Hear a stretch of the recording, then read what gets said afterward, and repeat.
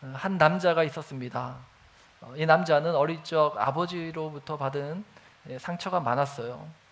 그리고 성인이 되어서 이제 독립한 이후에 이제 그 이후로부터 아버지와 조금씩 멀어졌다고 합니다. 그러다가 이 남자가 친구의 전도로 교회에 나오게 되고 예수님을 믿게 된 거예요.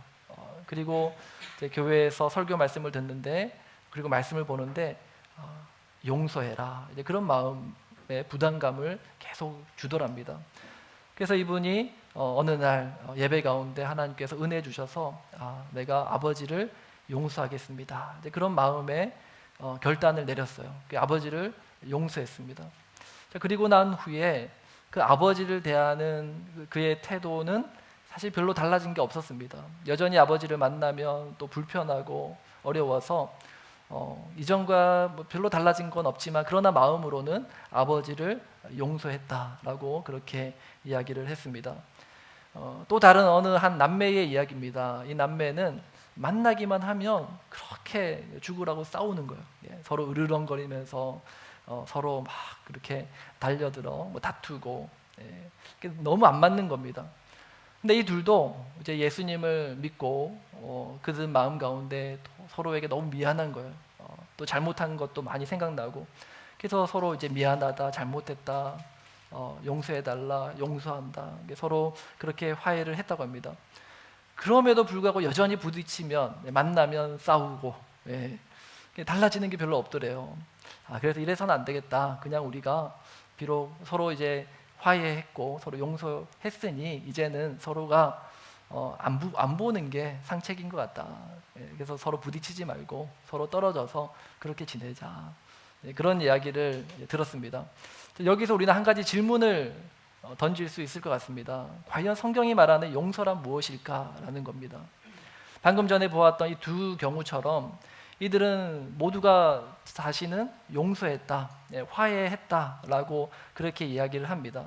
그런데 이들이 말한 용서가 진정 성경이 말하는 그와 같은 용서일까? 우리가 한번 생각해 볼 필요가 있다라는 거죠.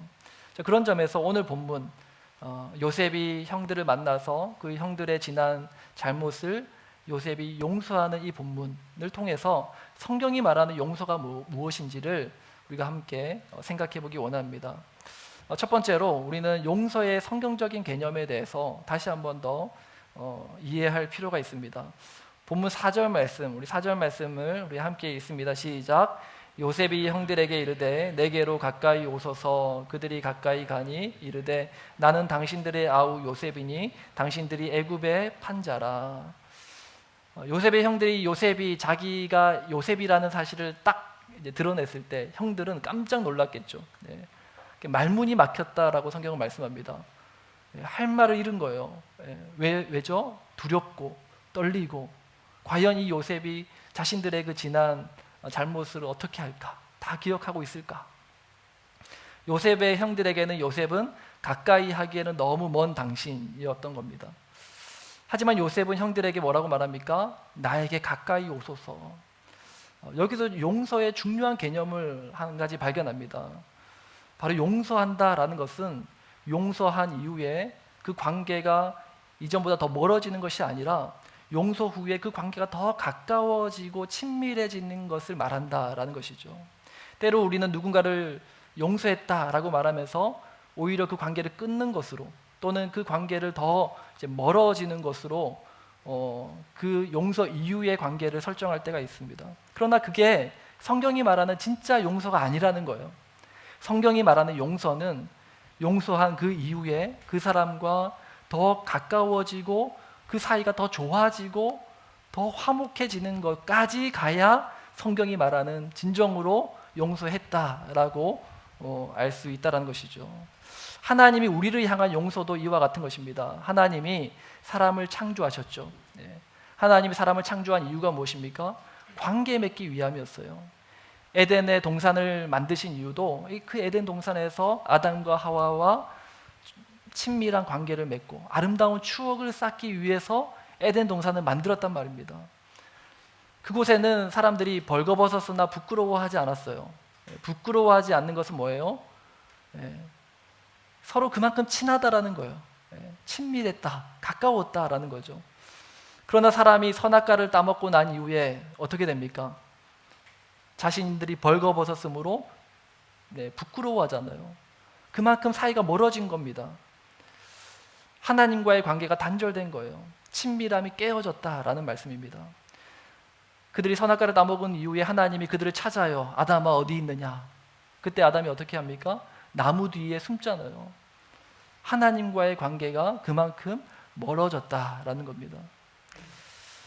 하나님은 그런 사람들을 다시 용서하기 원하셨죠. 그래서 그들을 위해서 가죽옷을 지어 입히셨습니다. 다 기억나시죠? 왜 가죽옷을 지어 입히셨습니까? 가죽옷이 의미하는 바가 무엇이었습니까? 그리스도의 십자가 희생, 그리스도의 그 십자가 죽음으로 우리를 그 자녀의 신분을 회복시켜 주는 것을 의미하는 거예요. 옷을 입는다라는 것은 정체성을 의미하는 것인데 가죽옷으로 옷을 입혀주셨다라는 것은 우리에게 잃어버렸던, 단절되었던 그 하나님과의 관계가 다시 회복됨을 의미하는 것입니다. 그러므로 우리가 누군가를 용서한다라는 것은 그 사람과의 관계가 멀어진 그 상태에 그대로 있겠다, 그 관계를 더 이상 맺지 않겠다가 아니라 지금은 좀 어색하지만 그러나 앞으로 내가 그 관계가 더 이전보다 가까워질 것을 결정했다라는 그런 의미를 포함한다라는 거죠.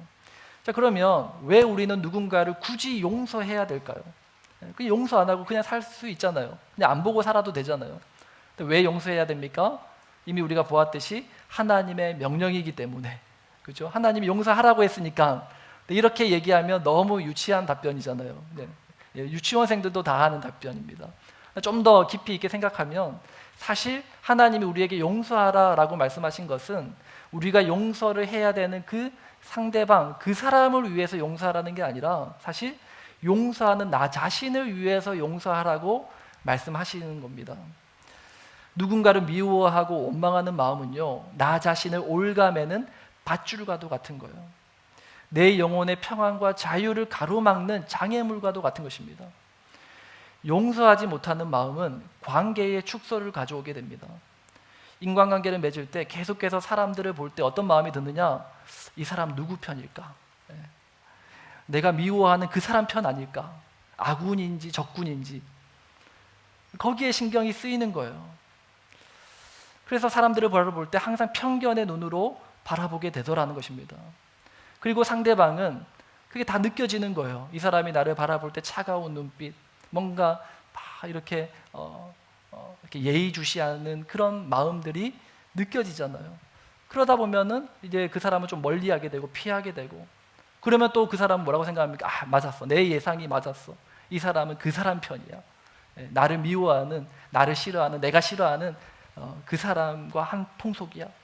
그렇게 오해를 하고 생각을 하게 되더라는 거예요. 갈수록 이 사람의 관계는 점점점 축소되더라는 것입니다. 그리고 그 관계의 축소는 무엇으로 이어지는가 하면 사명의 축소로 이어지게 됩니다. 여러분, 하나님의 나라는요, 믿는 자들의 관계를 통해서 확장되는 거예요.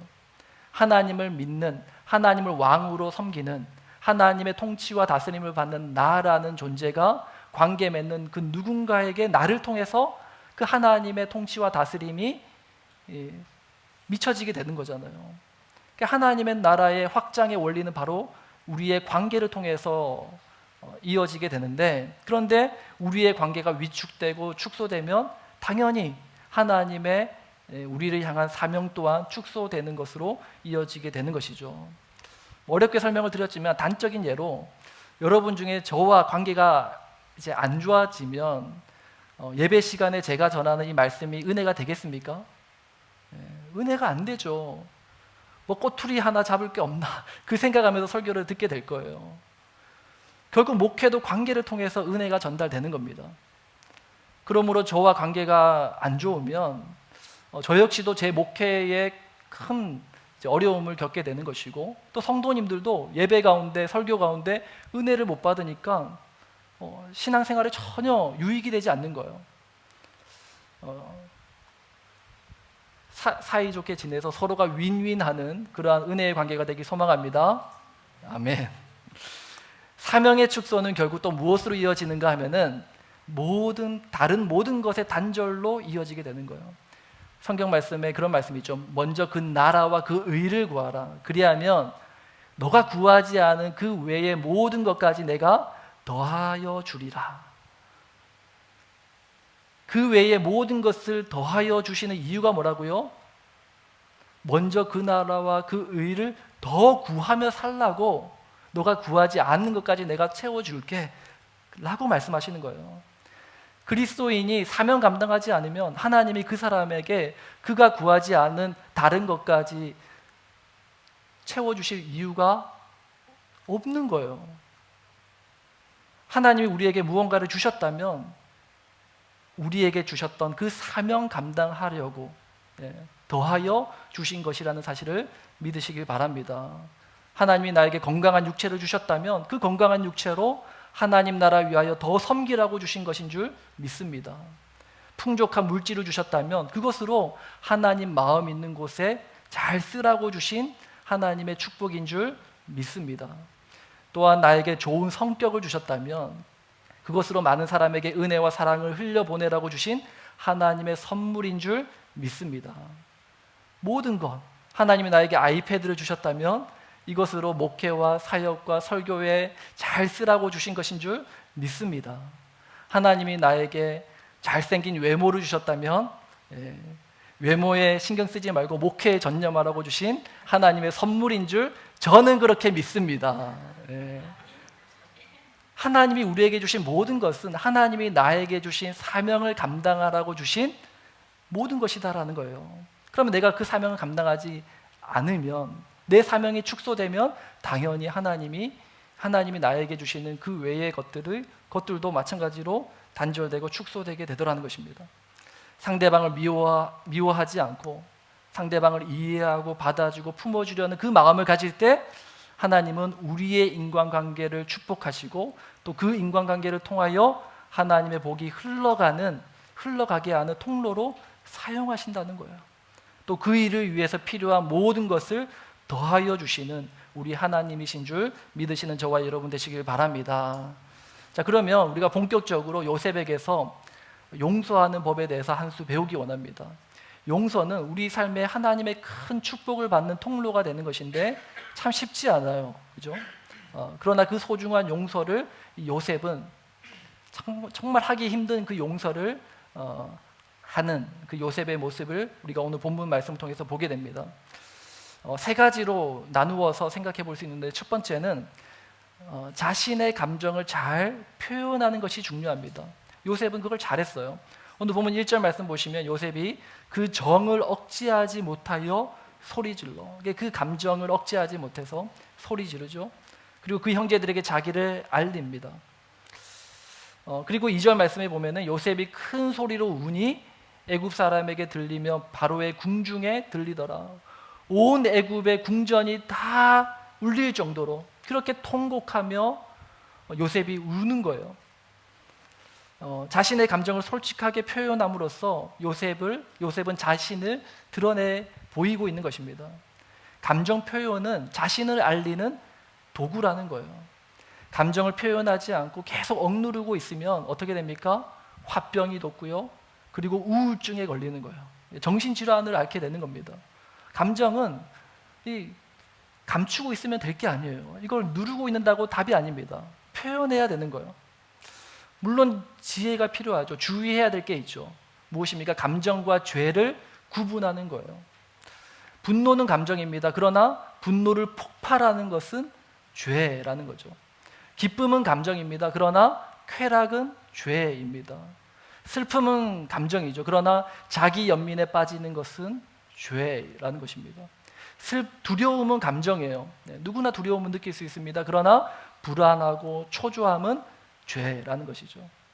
자기 감정을 솔직하게 지혜롭게 표현하는 것은요, 상대방을 이해하고 용서하는 첫걸음이 된다라는 것입니다.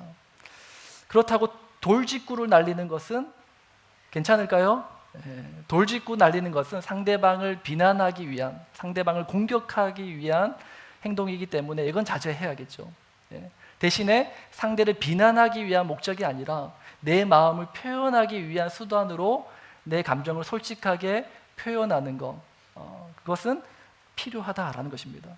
그래서 자신의 감정을 솔직하게 표현할 때 항상 상대방에 대한 예의와 존중이라는 옷을 입고 그것을 표현하는 것이 굉장히 중요하죠. 그래야 상대방의 마음이 다치지 않고 안 상하는 것입니다. 내 감정만 소중하고 상대방의 감정은 아랑곳하지 않고 그냥 있는 그대로 자기의 감정을 표현하면 어리석은 거예요. 오히려 그 관계가 깨어지게 만드는 것입니다. 자, 그리고 두 번째로는 용서를 잘하기 위한 두 번째 방법은 상황을 제대로 인지하는 거예요. 자기 입장에서의 이 상황을 바라보는 것도 제대로 인지해야 됩니다. 오늘 보면 4절 말씀 함께 읽습니다. 시작. 요셉이 형들에게 이르되 내게로 가까이 오소서. 그들이 가까이 가니 이르되 나는 당신들의 아우 요셉이니 당신들이 애굽의 판자라. 나는 당신들의 아우 요셉입니다. 당신들이 애굽의 판자라. 요셉의 형들은요, 이 사실을 숨기고 싶었단 말이에요. 끝까지 함구했잖아요. 무덤까지 가지고 가야 될 비밀이었단 말이에요. 그런데 요셉은 그 형들의 그 지난 날의 그 일을 그대로 다 얘기하는 거예요. 정확하게 그 사실을 인지하고 있는 것입니다. 그러나 뿐만 아니라 요셉은요, 형들의 입장에서도 이 상황을 인지하고 있다는 것을 우리가 보게 됩니다. 오늘 본문 5절 말씀 함께 읽습니다. 시작. 당신들이 나를 이곳에 팔았다고 해서 근심하지 마소서, 한탄하지 마소서. 하나님이 생명을 구원하시려고 나를 당신들보다 먼저 보내셨나이다.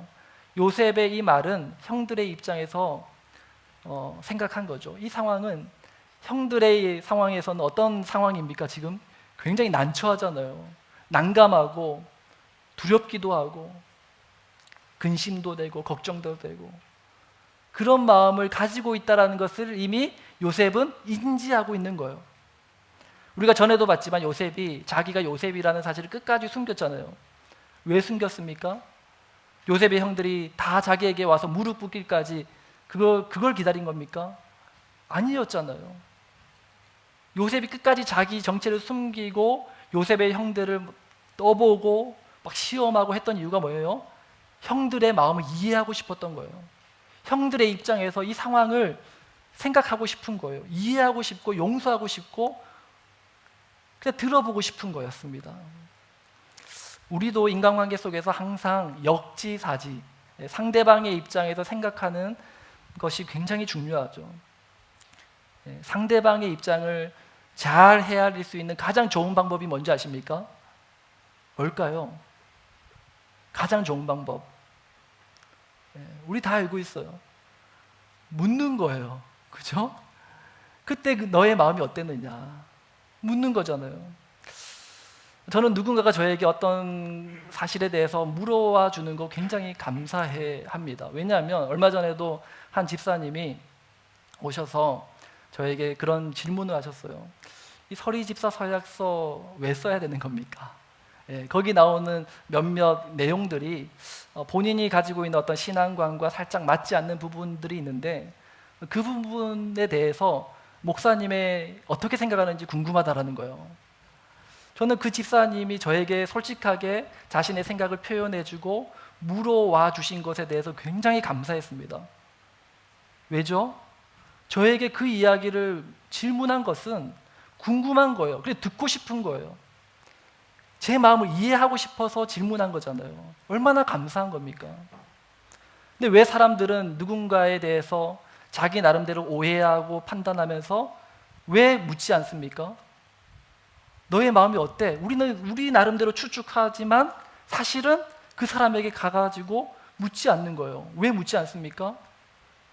자기 중심적으로 자기 입장에서 생각하려는 그 인간의 죄성, 그 죄성이 진실을 묻지 않고 계속 오해하고 살아가도록 내버려 두도록 하는 것입니다.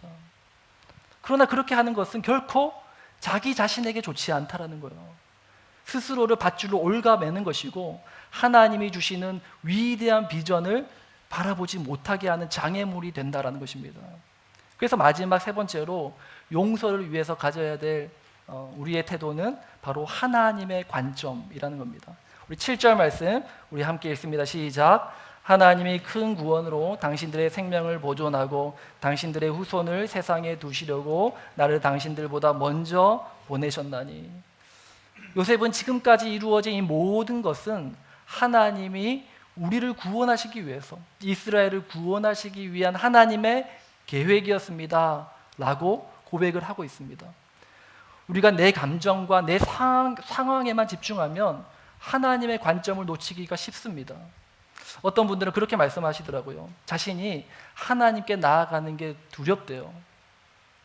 왜 그런가 이렇게 이유를 물으니까 하나님께 나아가면 하나님이 자기에게 누구누구를 용서하라라고 말할까봐 그게 싫어가지고 하나님 앞에 나아가는 게 주저된다라는 거예요.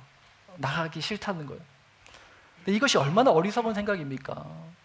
결국 자기 자신을 누군가를 미워하고 용서하지 못하는 그 상태에 자신을 묶어두고 있는 거예요. 하나님은 그 사람을 묶고 있는 그 밧줄을 풀어주기 원하시고, 하나님은 더 위대한 꿈을 보여주고 그곳으로 향해 나아가라고 말씀해주기 원하시는데, 스스로를 누군가를 미워하고 원망하고 그 사람에 대한 상처로 그 밧줄로 자기를 묶어두고 그 어떤 하나님의 음성도 들으려고 하지 않는 겁니다. 요셉이 형들에게 받은 그 상처 때문에 형들이 용서하지 못했다면 이스라엘의 역사는 거기서 끝났을 거예요. 그들은 다 굶어 죽었더라. 끝. 그러나 요셉이 그 과거의 상처, 형들에게 받았던 상처에 자신을 묶어두지 않고 그 상처를 해결하고 하나님이 보여주시는 큰 꿈을 바라보고 하나님의 관점으로 그 상황을 바라보게 되니까 이스라엘의 구원이라는 위대한 하나님의 뜻을 이루게 된 것 아닙니까? 내 감정과 내 상황을 뛰어넘어서 하나님을 바라볼 수 있기를 바랍니다. 그러면 하나님이 주시는 더 큰 위대한 비전을 보게 될 것입니다. 그리고 하나님의 그 위대한 비전을 품은 사람은 자신의 감정을 컨트롤할 수 있는 거예요. 내 감정을 컨트롤할 수 없다? 하나님이 나를 향하신 더 큰 비전과 꿈을 아직 발견하지 못한 거예요. 그리고 상황을 다각도로 인지하는 지혜를 얻게 되는 것입니다. 감정 조절 안 돼서 상황을 제대로 판단하지 못해서 행하는 많은 어리석은 실수를 하지 않을 수 있게 되는 것이죠. 자, 그러면 우리는 어떻게 하나님의 관점을 가질 수 있습니까? 다른 왕도가 없습니다. 그 유일한 길은 말씀과 기도. 말씀과 기도가 없으면요, 사람은 자동적으로 자기 감정, 자기 연민에 빠지게 되고요, 또 상황을 자기 입장에서만 계속 해석하고 오해하고 그렇게 편견을 가지고 바라보게 되더라는 거예요. 그러나 말씀을 묵상하면 상황을 하나님이 주시는 지혜로 바라볼 수 있게 되고요, 또 하나님께 나아가 기도하면 내 감정에 집중하지 않고 내 감정 가운데 하나님이 주시는 거룩한 감정, 신앙 감정을 우리 안에 주시는 은혜를 경험하게 된다라는 것입니다. 그렇게 한 발짝 한 발짝 우리는 요셉이 행했던 그 용서를 우리 또한 해 나갈 수 있는 것이죠. 자, 그리고 요셉은 형들을 용서할 때 자신이 지난날 형들 때문에 받았던 상처들 일일이 다 이야기하지 않았어요.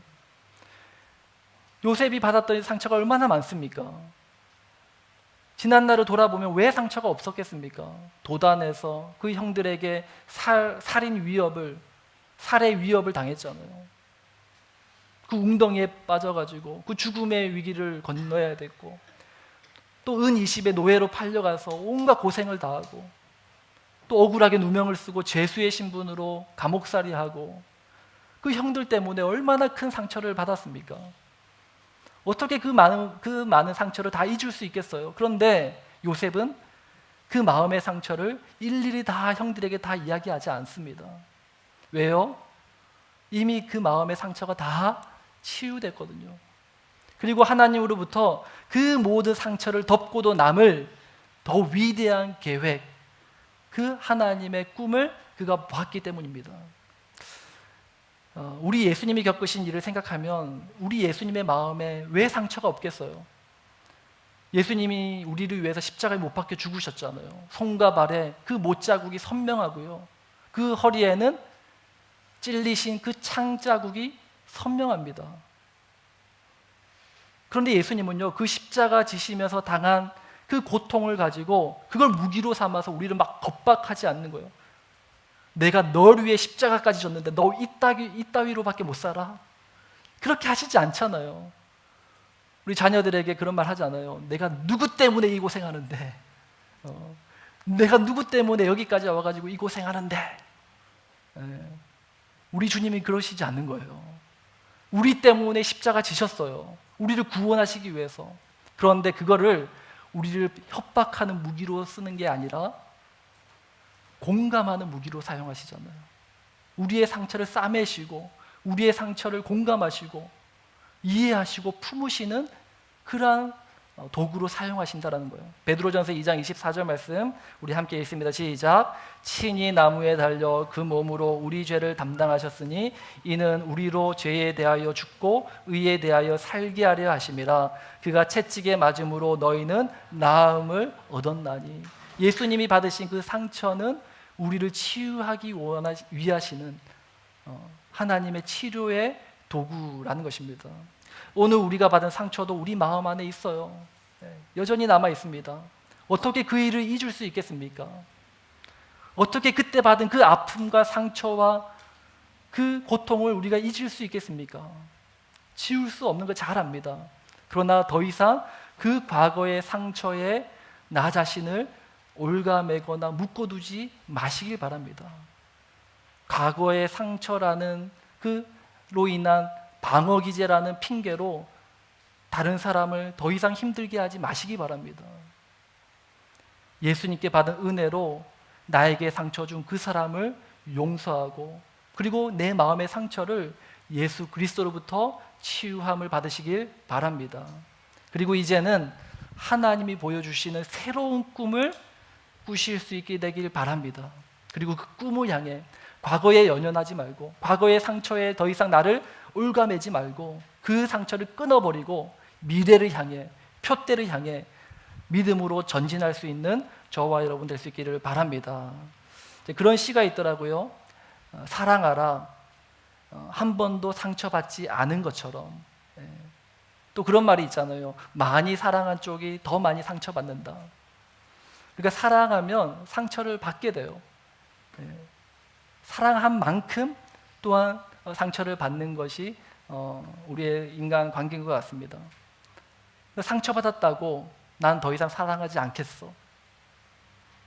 인간관계에서도 내가 상처받았기 때문에 더 이상 내가 내 관계를 더 확장하지 않겠어. 주저하게 되죠. 그러나 요셉도 예수님도 상처가 두려워서 사랑하기를 포기했다면 위대한 하나님의 구원 역사는 더 이상 쓰여질 수 없었을 것입니다. 사랑하면 상처받을 수 있습니다. 그러나 기억하시기 바랍니다. 예수님에게 깊은 상처가 있었기 때문에 예수님에게 세상에 끌어안지 못할 사람이 없는 거예요. 어느 누구도 예수님보다 더 큰 고통 당한 사람이 없기 때문에 그 누구도 예수님은 그를 끌어안고 그의 상처를 보듬어주고 치유하실 수 있는 분이 우리 주님이 되시는 겁니다. 바울도 자신이 당한 그 환난은 또 다른 누군가의 그 환난을 당한 누군가를 위로하는 또 그를 구원하는 도구가 된다라고 말씀해요. 고린도후서 1장 6절 말씀인데요. 우리 함께 읽습니다. 시작. 우리가 환난 당한 것도 너희가 위로와 구원을 받게 하려는 것이요 우리가 위로를 받는 것도 너희가 위로를 받게 하려는 것이니 이 위로가 너희 속에 역사하여 우리가 받는 것 같은 고난을 너희도 견디게 하느니라. 바울이 자신이 당한 그 환난, 그 고난은 그 고난이 도리어 너희에게 위로가 되고 너희를 구원하게 하는 그러한 도구가 된다. 그렇게 이야기하는 거예요. 오늘 마음에 잊혀지지 않는 마음의 상처가 있습니까? 예수 보혈의 능력으로 이미 온전히 치유된 줄 믿으시길 바랍니다. 그리고 이제는 나의 그 상처가 나와 같은 내가 겪었던 그 아픔을 겪고 있는 누군가를 위로하고 품어주는 그러한 도구로서 사용되어지길 주님의 이름으로 축복합니다. 말씀의 결론을 맺습니다. 찬양팀 나와주시고요. 누구에게나 저마다 크고 작은 상처가 있죠. 부모에게 받은 상처, 또 형제지간에 주고받은 상처, 또 자녀에게 받은 상처도 있어요. 그죠? 은근히 많습니다. 부모님도 자녀들에게 상처를 받아요. 또 성도들 간에도 서로 상처를 주고받아요. 그리고 학교에서, 직장에서, 또 우리의 모든 관계 속에서 많은 상처를 주기도 하고 또 상처를 받기도 합니다. 그런데 그 상처가 치유되지 않고 아물지 않으면 그 상처가 골마서 우리를 올가매는 밧줄이 된다라는 거야.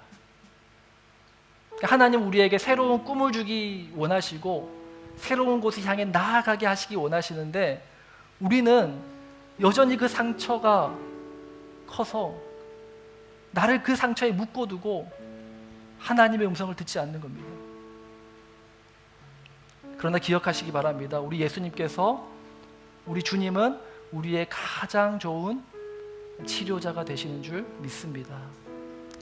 예수님께 나의 아픈 환부, 나의 상처를 드러내시기 바랍니다. 그리고 온전한 치유를 주님으로부터 받으세요. 그리고 이 아픔과 내 상처가 온전히 치유되면 우리는 주님께서 우리를 통해서 행하신 놀라운 일들을 비로소 경험하게 될 것입니다.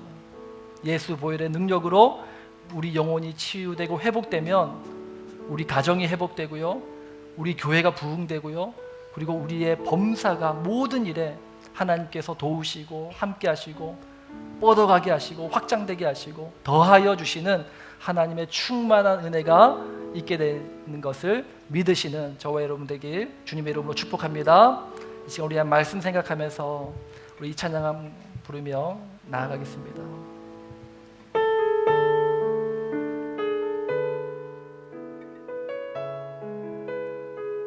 주님이 나의 좋은 치료자 되십니다. 우리 함께 찬양합니다. 예수 나의 좋은 치료자, 예수 나의 좋은 치료자, 그의 눈이 머무는 곳은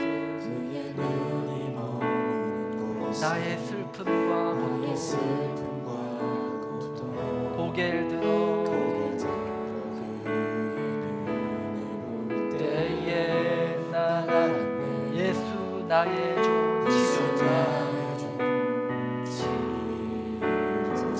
예수 나의 좋은 치료자, 예수 나의 좋은 치료자, 그의 손길이 닿는 곳은 그의 손길이 닿는 곳은 나의 상처와 아픔, 영원히 흐를 것 같았던 눈물 담아서 예수 나의 치료자, 아멘. 나 노래하리라, 나 노래하리라, 선한 나를 돌아보시 구세주를 찬양해 하늘 닿는 곳까지 내 손 들리라 예수 나의 치료자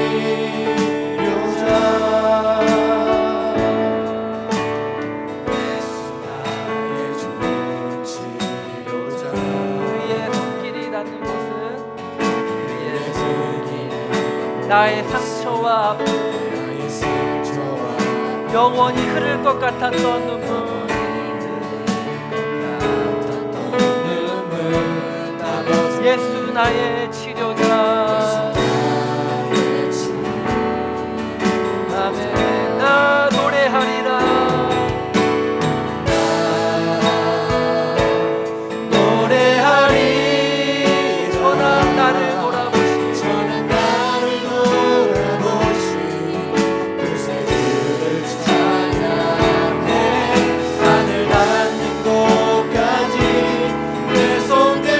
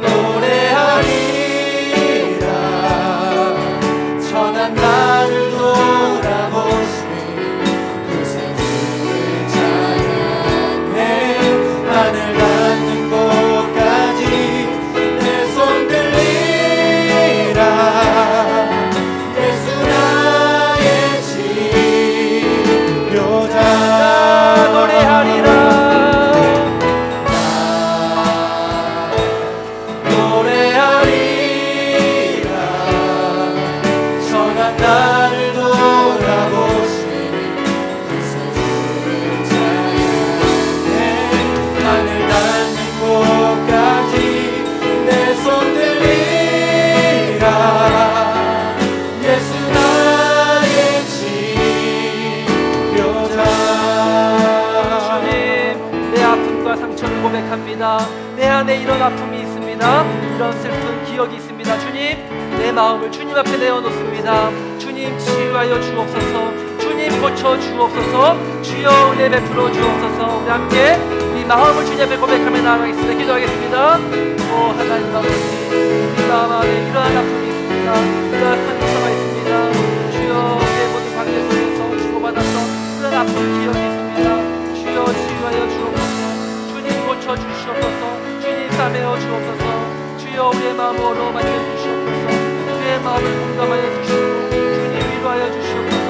주님, 치유하여 주옵소서. 하나님 아버지, 더 이상 우리를 내 아픔에, 나의 상처에 나를 올가매지 않게 하여 주옵소서.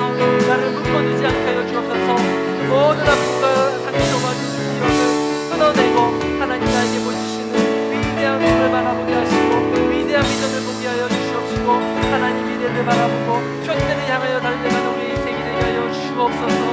주여, 우리 가운데 여전히 아버지 용서하지 못하고 여전히 해결되지 못하는 그런 아픔 가운데 자신을 묶어두고 있는 데 있습니까? 나사렛 예수 이름으로 명하노니 모든 상처와 아픔과 그 기억으로부터 풀려지게 하시고 아버지 끊어지게 하여 주시고 아버지 믿음으로 나아가게 하여 주시옵소서. 주님, 인도하여 주시옵소서.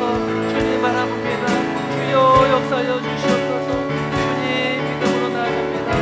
아버지 편들을 향하여 아버지 앞으로 향하여 전진하며 나아가게 하여 주옵소서. 더 이상 과거의 나를 묶어두지 않게 하여 주시옵소서. 주님 함께 하여 주시옵소서. 주여, 인도하여 주옵소서. 아멘. 나는 믿네, 나는 믿네. 주의 능력으로 내 삶 새롭게 나는 믿네.